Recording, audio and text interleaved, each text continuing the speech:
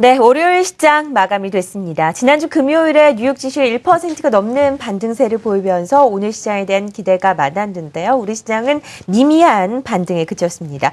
코스피 지수가 1923선에서 마무리가 되면서 강보합 수준으로 끝이 났고요. 코스닥 지수는 상대적으로 크게 올랐습니다. 0.7%대 상승 구간으로 마무리를 짓는 모습인데요. 오늘 시장에 대한 자세한 정리를 하면서 전략 세워보도록 하겠습니다. JT인베스트 오현진 팀장, 한국투자증권 이프렌즈의 허윤정 연구원 함께하겠습니다. 안녕하세요. 안녕하세요. 네. 자, 코스피부터 확인을 해보도록 하죠. 외국인들이 이렇게 하루 만에 매도로 전환을 하니까 시장이 오르지를 못했던 것 같습니다. 어떤 특징적인 부분이 있었나요? 네, 지난 주말 미증시는 큰 폭 상승을 하기는 했지만 국내 시장은 그다지 크게 오르지는 않는 모습 나타났습니다. 아무래도 이제 며칠간 국내 시장, 코스피 시장 같은 경우 바닥에서 올라오는 모습을 좀 보였었기 때문에 오늘 같은 경우 시장에서 약간 쉬어가는 움직임이 나타난 것이 아닌가 이렇게 생각을 하고 있습니다. 현재 우리 시장 가격적인 매력, 싸다는 매력, PBR 1배 이하다 이런 말들 계속해서 나오고 있지만 오직 모멘텀이 그거 하나, 그 이외에 이제 시장을 끌어올릴 만한 이슈가 없다라는 부분은 어찌됐건 간에 시장의 추세적인 반등을 어렵게 하는 요인이다 그렇게 판단할 수 있을 것 같고요. 향후에도 이제 상당히 막히는 흐름 나타나면서 조금 이제 지루한 흐름이 이어지지 않을까 이렇게 판단을 하고 있습니다. 오늘 같은 경우 이제 특징주로는 우선주의 또 연속적인 급등, 신규 급등 말씀드릴 수 있을 것 같습니다. 안암전자나 이제 동양철관 우선주 등 우선주들이 급등하는 모습 보였는데 보통 이제 우선주의 급등은 시장이 추세적인 상승을 보여주지 못하고 약간 좀 지루한 흐름을 나타낼 때 이제 급등이 나온다라는 부분이고요. 이제 코스피 부진에 대한 대안주로서 또 영향도 있고 대주주의 이제 상패 회피 위해서 시총 5억 원 이상으로 끌어올릴 것이다라는 이슈들 나오면서 급등을 했습니다. 하지만 일반적으로 우선주들의 거래량이 이제 몇백 주에서 몇천 주에 불과하기 때문에 실질적으로 신규로 매수에 접근하는 것 자체는 상당히 큰 무리가 있기 때문에 그 부분에 대해서는 조금 투자 관점보다는 좀 경계 관점으로 보시는 게 맞지 않을까 이렇게 판단을 하고 있습니다. 업종 3위 종목 한번 살펴보시면요. 일단 운송장비 업종이 조금 강한 흐름을 보였습니다. 조선주 같은 경우 이제 오늘 반등세가 조금 컸다 말씀드릴 수 있을 것 같은데 실적에 대한 우려로서 낙폭이 좀 과대했었던 부분 오늘 좀 되돌리는 움직임이 나오지 않았나 이렇게 판단을 하고 있고요. 수주에 대한 모멘텀은 여전히 유효하기 때문에 저가 매수 관점에서 오늘 좀 반등이 나타난 것이 아닌가 생각하고 있습니다. 특히 이제 한국항공우주 같은 경우에 강세가 조금 나타났던 부분인데 매각에 대한 기대감이 일단은 유효하고요. 보잉이나 에어버스 등의 수주에 대한 기대감도 역시 유효하다라는 관점에 있어서는 좀 긍정적인 관점이지 않나 이렇게 생각을 하고 있습니다. 철강 금속주 같은 경우도 전반적으로 조금 강세 흐름 보였습니다. 특히 영풍이나 고려아연을 비롯한 이제 비철금속 업계의 이제 반등이 조금 눈에 띄었다라는 부분인데 금 가격이 최근에 조금 반등을 하고 있고요. 국제적으로 이제 원자재 가격이 조금 안정을 보일 것으로 보여지는 만큼 그 부분에 있어서 긍정적인 측면 보여지지 않았나 생각하고 있습니다.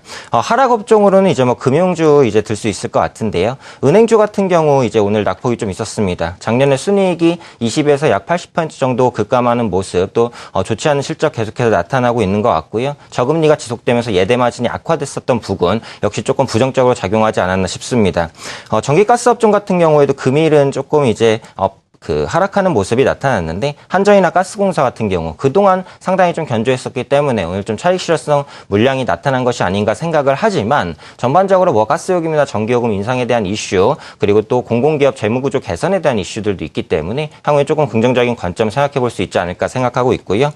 보험 같은 경우에도 금리 인상 기대감이 조금 주춤하면서 오늘 그렇게 크게 좋은 모습은 아니었습니다. 시총 상위 종목 간단히만 언급을 드리면 현대차나 모비스 등 이제 자동차 관련주 비교적 좀 견조한 모습이었다라는 부분인데 역시 엔화약세에 대한 해소 부분과 신차에 대한 모멘텀 계속해서 있는 부분이 긍정적이고요. 네이버 같은 경우는 라인에 대한 기대감과 가격 부담감이 조금 충돌을 한 상황인 것 같습니다. 기술적으로는 부딪힐 수 있는 가격대이기 때문에 좀 경계가 필요하지 않나 싶고요. 이마트 같은 경우 오늘 좀 반등을 했습니다. 의무협에 대한 리스크를 좀 반영하지 않았나 생각이 되고 있는 부분이고 이마트몰에 대한 성장 기대감 그리고 전용 물류센터 건립에 대한 기대감으로서 악재를 이제 털고 반등하는 것이 아닌가 싶고요. 마지막으로 기업은행 같은 경우는 다른 은행주가 부진함에도 불구하고 좀 반등하는 모습을 나타냈었는데 다른 은행주와 다르게 아무래도 좀 정부 정책에 대한 수혜감으로 인한 기대감이 좀 반영되지 않았나 이렇게 판단을 하고 있습니다. 전반적으로 이 금융주들에서도 좀 엇갈리는 움직임이 나타났습니다. 금융지주사들, 신한지주 같은 경우는 오늘 좀 큰 폭의 하락세를 했고요. 다른 은행주들은 낙폭과대의 의미로도 상승하는 종목들도 눈에 띄었고요. 개별 이슈들 좀 잘 지켜봐야 되는 것이 최근에 시장의 경향이 같은 업종이더라도 모두 다 가는 게 아니라 업종 안에서도 차별화가 좀 극하게 일어나는 경우가 있기 때문에요. 이 부분 유념을 좀 하셔야 될 것 같습니다. 코스닥 시장은 어떻게 마감됐나요? 네, 일단 장중에 혼조세를 보였었던 코스피 시장과는 다르게 코스닥 시장의 경우에는 계속 상승 분위기를 좀 이어가는 모습이었습니다. 더불어서 시가 대비 조금 더 양호한 양봉의 흐름으로서 마무리 짓는 모습이었고요. 일단 코스피 같은 경우에는 외국인들의 선물과 그리고 현물 시장 쪽에 매도의 영향을 받았었던 반면 오히려 코스닥 같은 경우에는 외국인들의 매수세가 연속적으로 발생하는 모습이었습니다. 테마별로 흐름을 좀 살펴보실 텐데요. 금일 최근에 코스닥 시장 내 에서 신규 상장된 종목들의 상승세가 굉장히 매섭습니다. 한국 정보 인증이라든지 아니면은 인터파크 INT라든지 그리고 RT캐스트와 같은 신규 상장 종목들이 초강세 흐름을 연일 이어가는 모습이고요. 오래간만에 외국 국적 상장 기업들, 그러니까 외국 기업이지만 한국 증시에 상장되어 있는 대표적으로 중국 기업들이 될 텐데요. 간만에 동반 상승하는 흐름을 좀 보여줬습니다. 재평가에 대한 기대감들 함께 좀 반영되는 모습이지 않았나라고 볼 수가 있겠고, 금일 또 중국 증시의 어떤 급등 영향도 함께 받았었던 것으로 해석을 해볼 수가 있겠습니다. 차이나 하오란이 상한가를 갔고요. CKH가 13% 이상의 상승을 보였는데 이 종목은 이전에 구 차이나킹 종목이라고 보시면 되겠습니다. 이 밖에 차이나 그레이트도 13% 정도 초강세 흐름 보였다는 점 말씀드릴 수가 있겠고요.